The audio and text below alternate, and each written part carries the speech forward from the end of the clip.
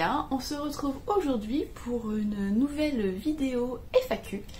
Je me présente, je m'appelle Coraline, vous pouvez me retrouver sur les différents réseaux sociaux sous le pseudo de Malorae et je suis créatrice de patrons de tricot. Alors il y a peu de temps, je dirais à peu près 15 jours, 3 semaines, j'ai posté une vidéo FAQ sur ma chaîne YouTube et ça a l'air de vous avoir beaucoup plu.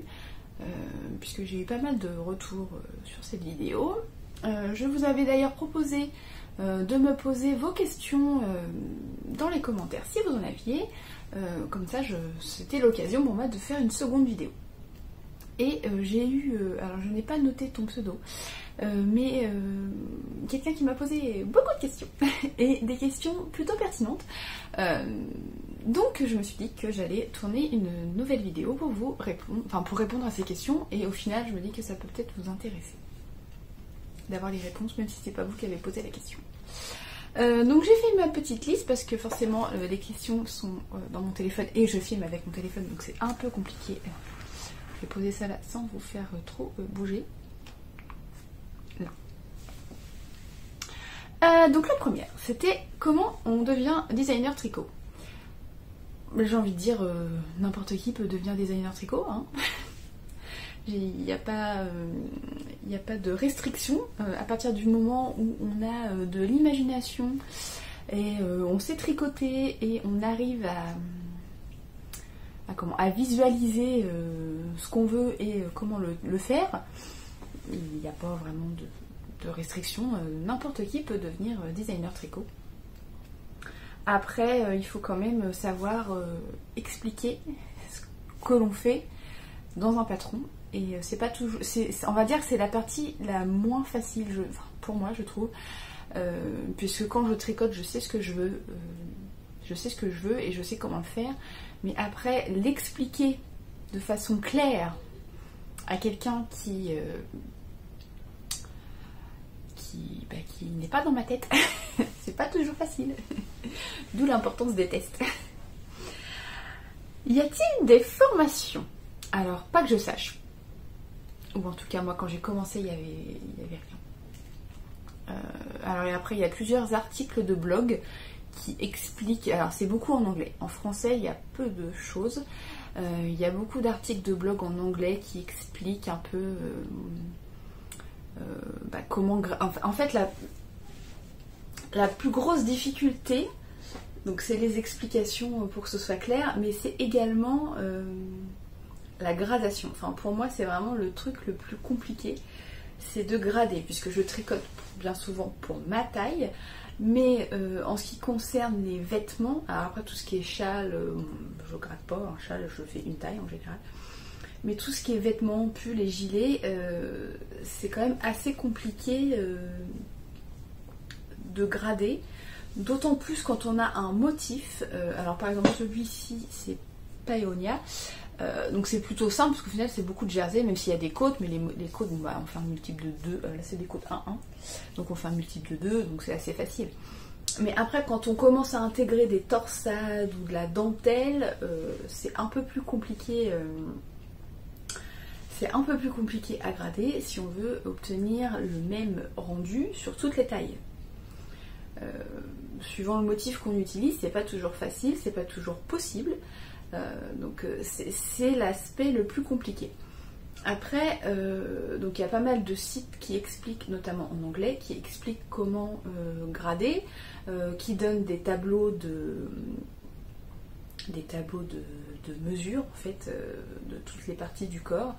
Donc moi j'ai regroupé pour ma part plusieurs tableaux, il y a plusieurs sites qui donnent des informations de ce style là, donc j'ai regroupé plusieurs tableaux pour faire mon tableau et puis voilà. Et après est-ce qu'il y a des formations? Pas que je sache. Alors je vais me faire des petites croix sur les questions que j'ai faites. En fait je vais peut-être pas les faire dans l'ordre. Je suis désolée, ça bouge. Je vais les faire un peu dans l'ordre cohérent pour moi. Combien d'heures je tricote par jour? Alors on dit toujours que les cordonniers sont les plus mal chaussés. Les designers tricot sont les personnes qui tricotent le moins. Alors, c'est d'autant plus vrai depuis que j'ai ouvert mon site il y a 1 an, où au final maintenant je passe beaucoup de temps à gérer mon site en fait, à écrire des articles, à faire des recherches pour les articles, donc à faire les articles pour le blog, à faire les articles pour les coulisses. Donc si vous ne le savez pas, les coulisses c'est une partie de mon site qui est dédiée, en fait ça remplace ma page Patreon et en fait suivant vous choisissez un abonnement mensuel et suivant l'abonnement que vous avez choisi, vous avez accès à des contreparties, donc à savoir des articles, des vidéos ou des patrons. Je fais la version courte, si vous voulez en savoir plus, je vous mets tous les liens en dessous. D'ailleurs je vous l'ai pas dit, mais tous les liens pour me retrouver sur mon site, sur Ravelry, sur Instagram et tout ça, je mets tout en dessous. Donc depuis que j'ai ouvert mon site, je passe beaucoup de temps à créer en fait du contenu pour ce site, à créer des vidéos pour ma chaîne YouTube, à faire des photos pour mes modèles, pour Instagram, à grader mes patrons, à écrire mes patrons, puisque pour le moment je ne peux pas, comment dire, je n'ai pas encore les moyens financiers de pouvoir déléguer certaines tâches, donc je fais tout moi-même. tout. Mon but serait de pouvoir déléguer certaines parties, puisque ça devient vraiment très chronophage et très dur à gérer.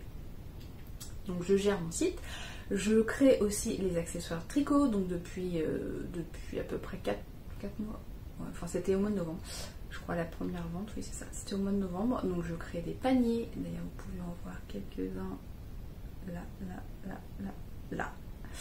Je crée des paniers, je crée des petits anneaux marqueurs, tout ça, donc ça prend du temps aussi.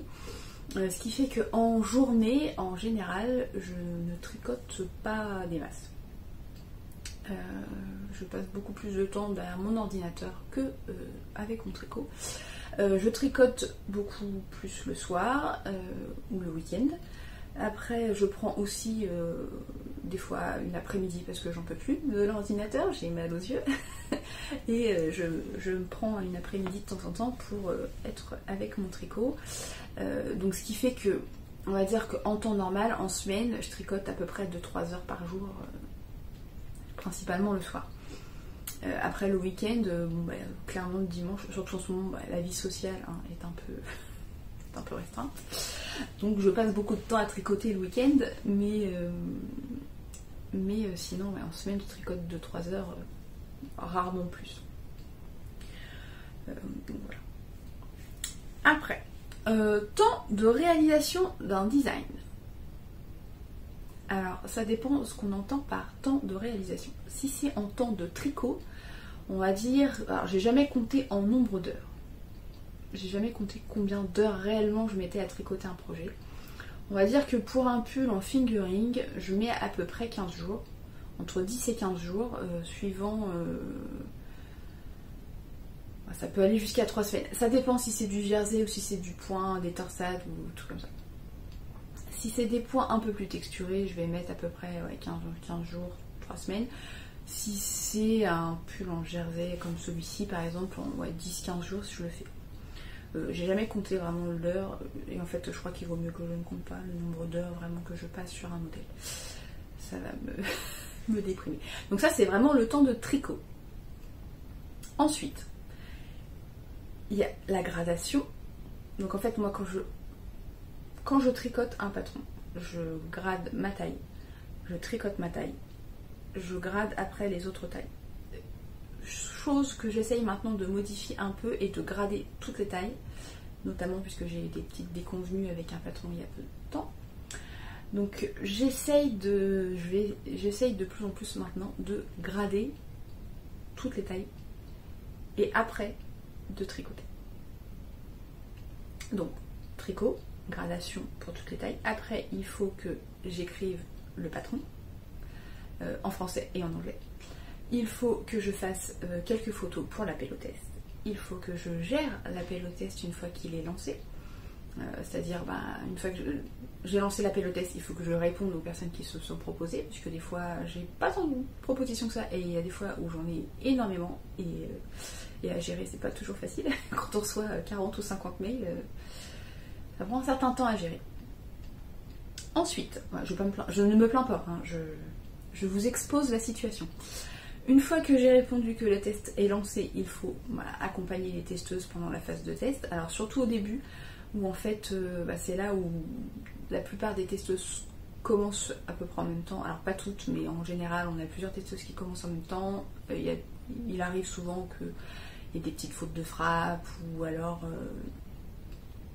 des petites explications qui ne sont pas très claires et du coup il faut que je clarifie. Mais du coup, surtout au début en fait, en général pour un pull je laisse à peu près 8 semaines de test, entre 6 et 8 semaines. Suivant la complexité du modèle, et donc on va dire que si on part sur 8 semaines de test, on va dire que les 2 premières semaines sont les plus j'allais dire compliquées, pas compliquées, mais où il y a plus de questions. Après, une fois qu'on a compris, ça va tout seul, quoi. Donc la phase de test. Ensuite vient le moment de faire les photos définitives. Alors, en général je les fais pendant le test, mais enfin, il y a les photos définitives à faire. Puis la création de tout ce qui est page patron, page modèle sur Ravelry, sur mon site, la rédaction des articles de présentation, des vidéos de présentation, que ce soit pour les coulisses ou pour vous. Voilà, je vous laisse imaginer la quantité de travail que ça fait. Je n'ai jamais calculé le temps réel passé sur un patron. Et en fait, je ne veux pas le faire, tout simplement parce que quand je vois... Alors, je vous explique tel que je le ressens, ne le prenez pas mal, ne dites pas que je me plains, je vous explique la réalité. Quand je vois le prix de vente d'un patron de tricot, par rapport à un patron de couture, admettons, ou un patron de couture, on peut en avoir entre 10 et 20 euros pour un patron de couture. Un patron de tricot, c'est moins de 10 euros, et en général, quand c'est plus de 5 euros un patron, on a le droit, enfin voilà, on nous dit que c'est un peu cher. Mais quand je calcule, enfin si je devais calculer le temps passé sur ce patron, proportionnellement au prix de vente du patron, il est ridicule, hein. Il est clairement ridicule. Sachant que dans ce prix de vente de patron, je dois intégrer aussi l'achat de la laine. Donc autant vous dire que si je veux être rentable sur un patron de tricot, il faut que j'en vende beaucoup. J'ai pas compté. En fait non, je préfère pas compter puisque sinon autant que j'arrête. Hein. Clairement, autant que j'arrête. Donc voilà. Ce n'est absolument pas, je ne me plains pas, je vous explique oui, parce que souvent, j'avoue que ça m'agace ces histoires de prix où on se plaint qu'un patron de tricot c'est cher parce qu'on l'utilise qu'une fois. Oui, d'accord, je comprends qu'on n'a pas toujours envie de mettre 10 euros dans un modèle qu'on tricotera peut-être qu'une fois. À côté de ça, on peut mettre 10 euros dans un patron de couture qu'on va peut-être coudre qu'une seule fois. Ou moi je sais que j'ai acheté un patron de manteau. C'était le Kilian Orac, j'ai dû le payer, je me demande si c'était pas 18 euros un PDF. Et au final, je l'ai cousu qu'une fois le manteau. Je vais peut-être le recoudre, je sais même pas si je vais le recoudre une fois. Mais voilà, et j'ai pourtant payé 18 euros le patron. Et ça m'a pas dérangé plus que ça. Donc voilà, moi mes patrons ils sont à 7,80 €. 7 euros, oui. Sachant que dans les 7,80 €, je ne touche pas 7,80 €. Hein. Il faut savoir qu'il y a les charges. Alors quand vous achetez un patron sur Ravelry, il y a le prix de vente auquel moi je mets mes patrons. À ça s'ajoute la TVA, que je ne touche pas, et les frais Ravelry. Une fois que Et après, il y a les frais PayPal aussi, puisque votre paiement passe par PayPal et du coup, PayPal prend sa commission sur le paiement. Voilà. Si vous achetez un patron, alors après les autres plateformes, je sais qu'il y a Payip, moi je ne connais pas. En fait j'ai mes patrons sur Ravelry, ils sont aussi sur Lovecraft. Ah non, maintenant ça a changé, c'est Love Knitting, je crois. Ils sont aussi là-dessus, au même prix. Et ils sont sur mon site, au même prix. Alors j'ai choisi de les mettre au même prix partout. Je dévie un peu de la question, mais je me dis que ça peut être intéressant aussi pour vous de savoir. Donc en fait, j'ai choisi, pour ma part, de mettre tous les patrons sur toutes les plateformes au même prix. En fait, j'absorbe la TVA.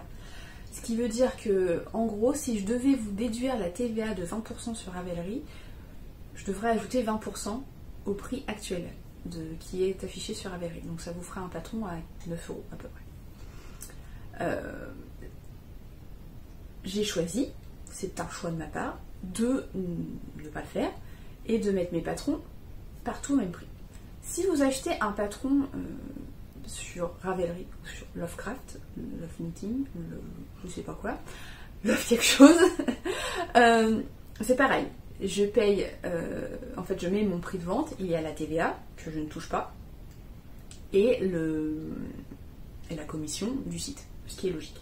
Quand vous achetez un patron sur mon site ou sur le site de n'importe quel autre designer, en fait, on a juste la commission PayPal.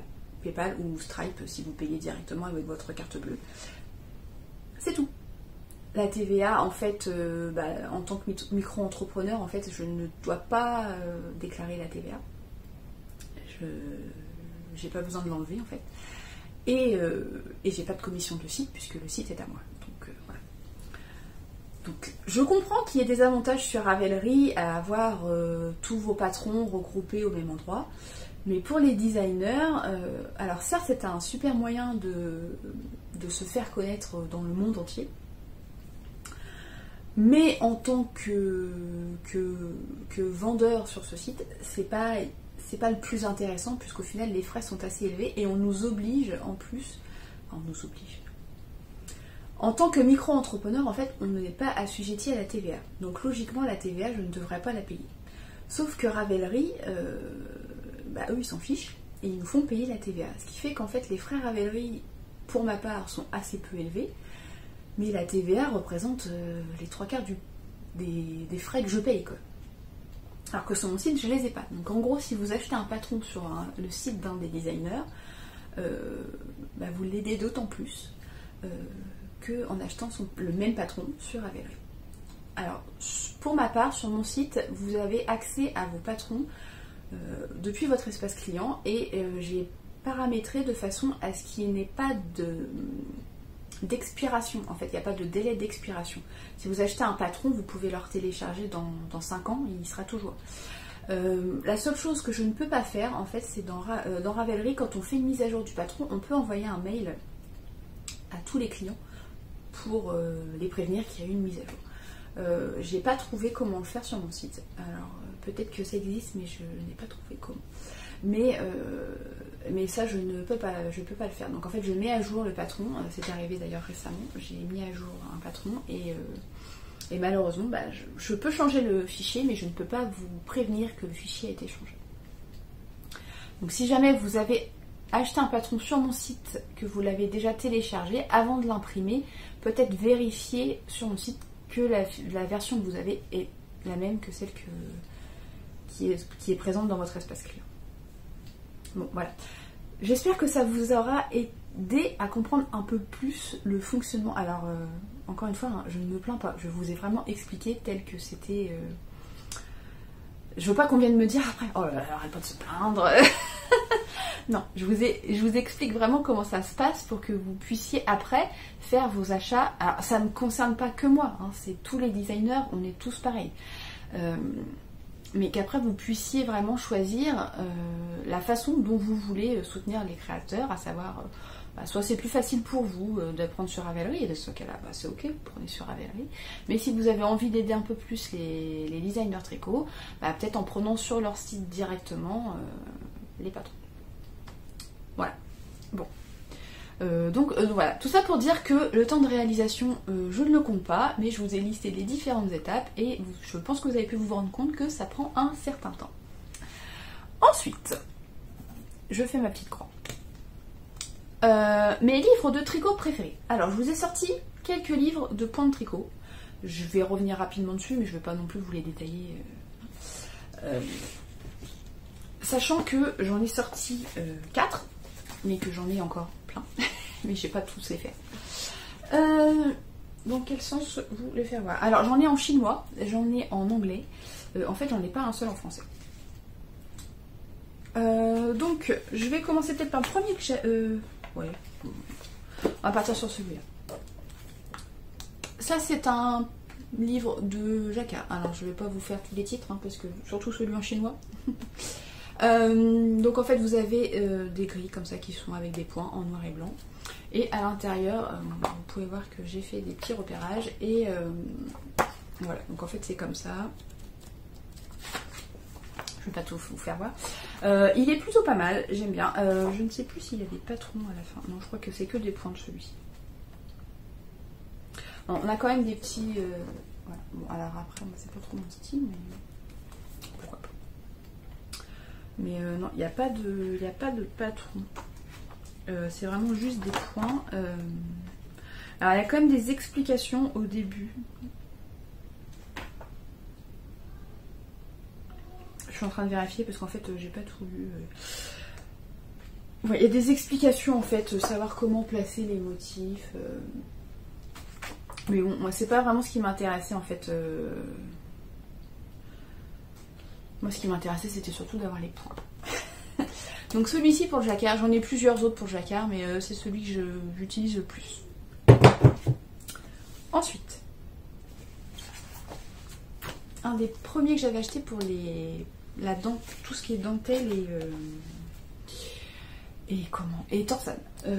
Donc celui-ci, alors il est plutôt bien. C'est des points un peu, enfin voilà, il y a des points un peu complexes, il y a des points un peu plus simples. Là, on a des, voilà. Donc en fait on a des photos avec la grille en dessous. Il y a beaucoup de points quand même assez complexes dedans. Mais je l'aime beaucoup, je l'ai beaucoup utilisé, celui-ci. Alors j'ai pas fait tous les points, hein, mais il y en a beaucoup. Ensuite, j'ai celui-ci qui est en chinois. Celui-ci je l'avais acheté sur AliExpress. Ces deux-là je les ai achetés chez Amazon. Je les ai achetés chez Amazon, sur Amazon ceux-là. Celui-ci je l'ai acheté sur AliExpress. Dans le temps où je commandais sur AliExpress. Maintenant j'ai arrêté parce que j'ai eu des problèmes de colis qui n'arrivent pas et dont on ne se fait pas rembourser.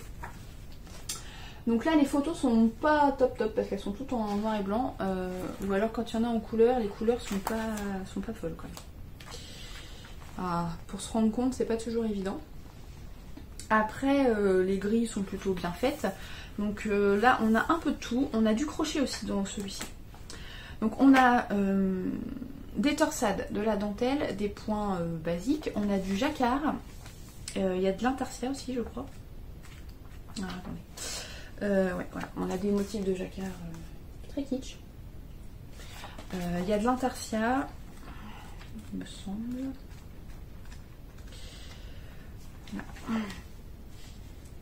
Ah, j'arrive pas, ça brille. Et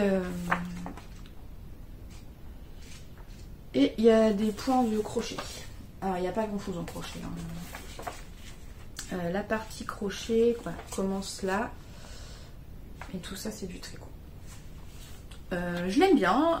Après c'est forcément... Il n'y a pas de blabla. Hein. C'est vraiment que des points. Il y a certaines techniques qui sont montrées avec des petits schémas comme ça. Il est plutôt pas mal. Donc qu'il soit en fait en chinois, c'est pas dérangeant pour suivre la grille. Après il n'y a pas d'explication, en fait les points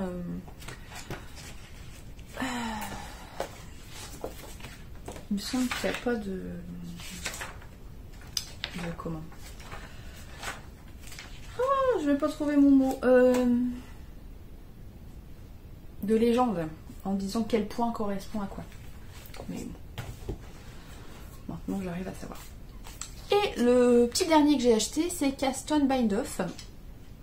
Donc celui-là il est hyper connu, ça fait des années que j'en entends parler. J'avais jamais sauté le pas et puis en fait je l'ai acheté. Donc c'est plutôt pratique qu'il soit sous format de livret comme ça. Et donc vous avez plusieurs techniques. Alors je sais pas combien il y a de... Il y a 54 méthodes, mais alors je sais pas combien de montage et de rabat. Bon, il y a très peu de rabat par rapport au montage.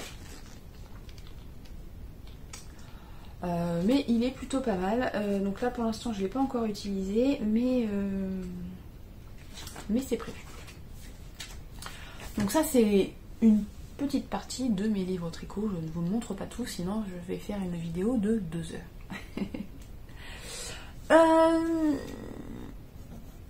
Ensuite, mes laines fétiches. Il y en a beaucoup. Il y en a beaucoup. Alors on va dire qu'en en termes d'épaisseur, j'ai une préférence pour la fingering. Ou toute simple, ou alors fingering plus mohair qui fait une épaisseur DK. Tricoter la DK tout seul, ça m'arrive rarement. Ça m'est arrivé plusieurs fois, mais rarement. En général, je préfère fingering plus mohair. Fingering tout seul, j'ai beaucoup de pulls en fingering. Enfin, pull ou gilet, je ne vous ferai pas la liste, mais il y en a beaucoup. J'ai aussi quelques modèles en sport, mais j'ai pas plus gros. Non, le plus gros que j'ai c'est des cas. Ah si, non, je dis des bêtises. J'ai un pull, le Artemisia en worsted. Mais sinon, c'est beaucoup de fingering. Après, en termes de qualité, j'ai pas vraiment de préférence. J'aime bien les laines. Alors, on va dire que si je peux éviter de superwash, je le fais.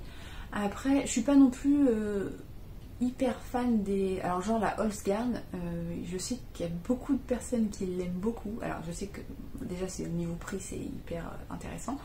Mais alors, personnellement, à tricoter, je l'ai fait une fois. Et j'ai détesté. Vraiment, j'ai détesté la tricoter. Et j'ai pas du tout trouvé qu'elle s'adoucissait au lavage. Alors après, je me suis rendu compte quand même qu'il y avait certains coloris qui étaient plus ou moins doux que d'autres. Enfin, doux. Avec des grosses guillemets. Qui étaient un peu moins rêches que d'autres. Mais franchement, à tricoter, c'est une horreur. Enfin, pour ma part, hein.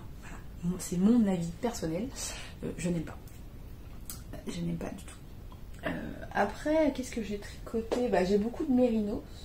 J'ai aussi de l'alpaga. L'alpaga, j'aime bien. J'ai surtout l'avantage de ne pas être trop sensible. Donc ça aide. Mais ouais, on va dire que mon préféré c'est le mérinos. J'ai acheté il y a quelques temps, je ne l'ai pas encore tricoté, mais j'ai acheté chez Célène un fil de... C'est du mérinos et du mohair dans un seul fil. C'est doux. C'est doux. Voilà. Mais ouais, on va dire que mon préféré, ça reste le classique mérinos fingering. Après, il y a des bases que j'ai testées que j'aime beaucoup aussi. J'ai tricoté, c'était avec ce pull-ci, c'est le Nérum. J'ai tricoté de la Suri et c'est super doux la Suri par rapport au mohair tout seul. On va dire qu'à côté le mohair ça gratte quoi. Le Suri est super doux. J'ai tricoté, c'était la BFL Macham de chez Maison Septembre et j'ai beaucoup aimé aussi le rendu. Donc ça c'est une DK. J'ai vraiment beaucoup aimé à tricoter et le rendu final j'aime beaucoup. Après, c'est beaucoup de mérinos ou de mohair. Je suis en train de regarder. Alors, j'ai pas tout ici, mais... ouais. Le BFL aussi, j'ai tricoté du BFL, notamment pour le gilet Albizia. C'était de chez Teinture Lurée, celui-ci. Et, vous n'allez pas le voir s'il est trop foncé, là, le Montana. Ça, c'était du BFL de chez Maison Carlène. Mais ouais, mon préféré ça reste quand même le mérinos classique en fingering. Et la dernière question, mes designers favoris. Alors, on va dire que maintenant je ne tricote plus modèles, ou très très très très peu, de modèles d'autres créateurs, parce que tout simplement, j'ai pas de temps. Les journées ne font que 24 heures, donc je ne peux pas faire tout ce que j'ai envie de faire, c'est pas possible. J'ai déjà 1 milliard d'idées à la seconde qui me viennent, donc pour mes propres modèles. J'ai pas le temps de tricoter, j'ai pas le temps de tricoter d'autres choses. Alors, quand j'ai commencé à tricoter, alors on va dire depuis que j'ai découvert Ravelry, puisque bon, je tricote depuis que je suis toute petite, mais ça vous le savez si vous avez regardé l'autre vidéo. Depuis que j'ai découvert Ravelry, donc c'était en 2013 je crois, en fait j'étais tombée sur les patrons de Rory Locatelli. Et en fait j'aime quasiment tous les patrons qu'elle sort. C'est pas dur. J'en ai pourtant acheté, hein, même si j'ai pas le temps de tricoter d'autres choses que mes modèles, j'en ai quand même acheté. Mais je les ai pas tricotés. Mais peut-être qu'un jour j'aurai le temps de tricoter autre chose. Si j'arrive à me décharger de certaines tâches pour mon entreprise, peut-être que je récupérerai un peu de temps pour faire autre chose que mes patrons. Mais j'aime vraiment beaucoup ce qu'elle fait. Alors pas tous ces modèles, puisque bon, bah, voilà, on peut pas plaire à tout le monde. Mais on va dire que 90% de ces patrons me plaisent beaucoup. Après... il y en a beaucoup que j'aime bien. J'aime bien Andrea Mori aussi. Après, c'est des designers qui sont très très connus. Mais ma préférence va quand même à Rory Locatelli. Donc voilà, j'ai beaucoup tricoté de ces... Enfin beaucoup, oui, j'ai quand même fait plusieurs de ces modèles avant de me lancer moi-même. Mais si je devais en choisir qu'une seule, ce serait elle. Et j'arrive au bout de ma liste de questions. Une demi-heure. Bon, ça va, j'ai fait quand même assez court. J'avais 3, 4, 5, 7 questions. Donc ça va, une demi-heure c'est assez. Et surtout que je me suis un peu perdue en cours de route. Bon, j'espère que ça vous aura intéressé, que ça vous aura aidé à comprendre un peu mieux comment fonctionnent les plateformes d'achat de patrons. Si jamais vous avez de nouvelles questions à me poser, n'hésitez pas à le faire dans les commentaires. Je tournerai une 3e vidéo où je répondrai à vos questions. Et peut-être que je vous mettrai aussi un petit truc en story sur Instagram, mais j'y ai pas pensé là. Voilà. J'ai eu une petite accalmie dans ma semaine folle d'école à la maison avec les enfants. Du coup, je me suis dit, allez, je me garde un petit peu de temps et je fais ça. Donc voilà, j'espère que ça vous aura plu. N'hésitez pas à me laisser des commentaires si vous en avez, à vous abonner à la chaîne si ce n'est pas déjà fait, et à mettre un petit pouce vers le haut si vous avez apprécié. Si vous n'avez pas aimé, pas la peine de mettre un petit pouce vers le bas, ou alors expliquez-moi pourquoi, parce que sinon je ne vois pas l'intérêt. S'il y a quelque chose qui ne va pas, autant me le dire, comme ça j'essaierai d'améliorer pour les prochaines vidéos. Je vous souhaite à tous une belle journée, soirée ou quoi que ce soit, et je vous dis à bientôt.